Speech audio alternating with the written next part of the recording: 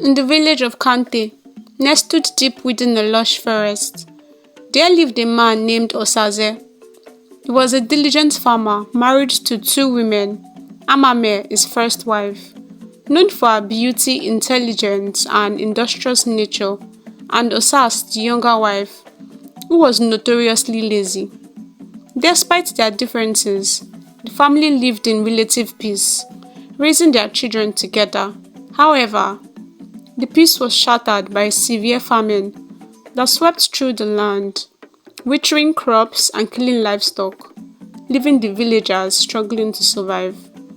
One evening, as the sun dipped below the horizon, Osaze's neighbor, youngest child, stood crying at the entrance of their modest hut. "Mama, I am very hungry," the child wailed.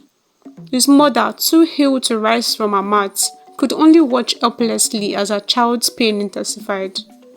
Amame, Osaze's first wife, concerned as she had been observing the scene, called out, "Leave your mother alone and come and eat with my children." The famine had forced families in Kante to ration their meager food supplies, often enduring days of fasting. In Osaze's household, it was Amame who took on the responsibility of finding food. She ventured deep into the forest, seeking out rare leaves that she traded at the market for other food items. Despite her efforts, she always shared her findings with Osas, who, despite having more children, 7 compared to Amame's 3, refused to help gather the leaves. One day, as Amame was high on a tree plucking leaves, she heard a loud thud.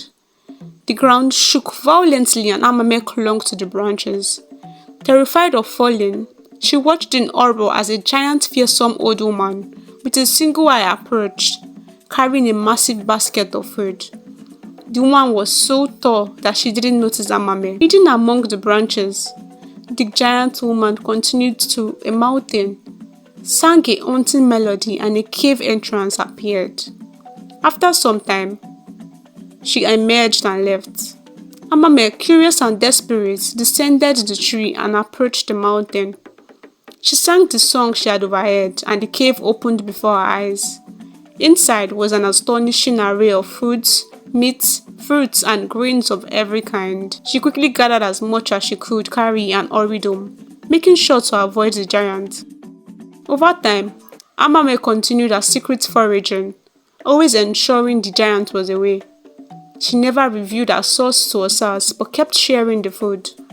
One day, Osas confronted Amame. "Where do you get the food we eat? Please show me," Osas pleaded.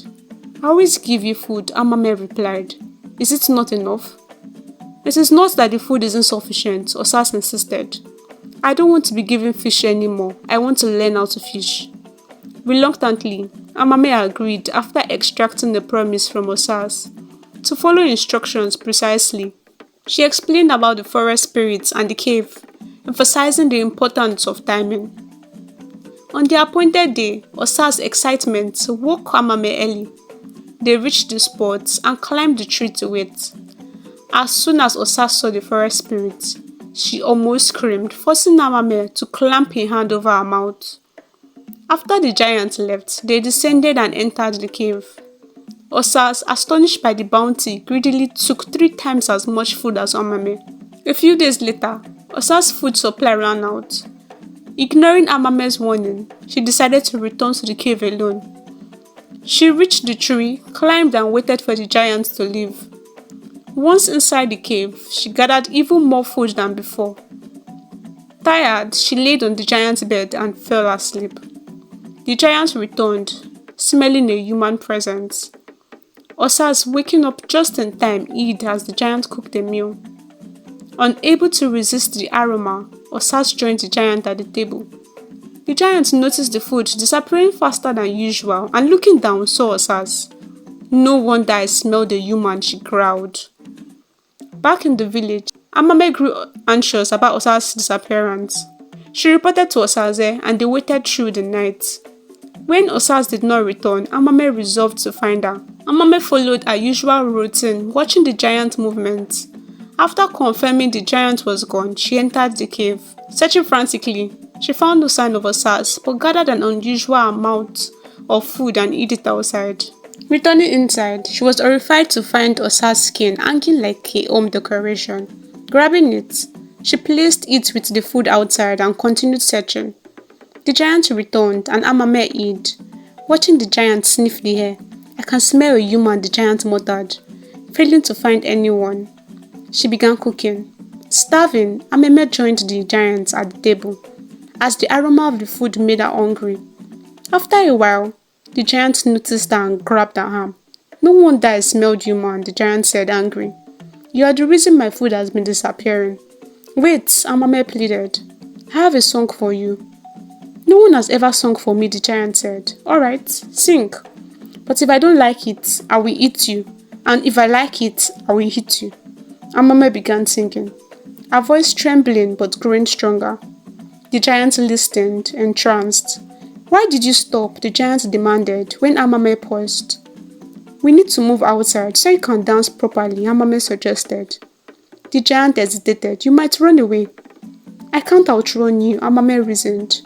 "Then know my steps are one of yours." The giant agreed, and they moved outside.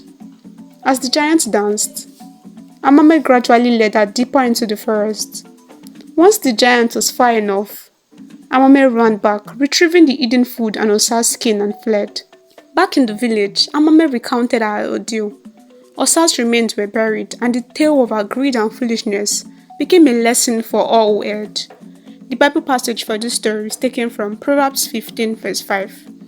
"Whoever listens to instruction is wise, but one who disregards reproof is foolish." The moral lesson from this story can be taken from Osa's failure to heed Amame's instruction, which led to her demise, underscoring the importance of listening to wise counsel. I really hope you guys enjoyed this story as much as I enjoy writing and making this video. Please like, share, and if you're not subscribed at this point, what are you doing, bestie? Please subscribe and join the best storytelling bestie group on YouTube. We're trying to hit a particular landmark, and I would really appreciate if you share my link to your friends, family, foes, acquaintances, and to anybody.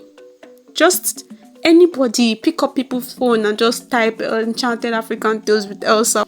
And also take the time to follow my other channel to, keep up with me, my actual life routine that does not involve storytelling, at Elsa_Rhymes. The link will be in the description. And as always, see you in my next video, bestie. Bye!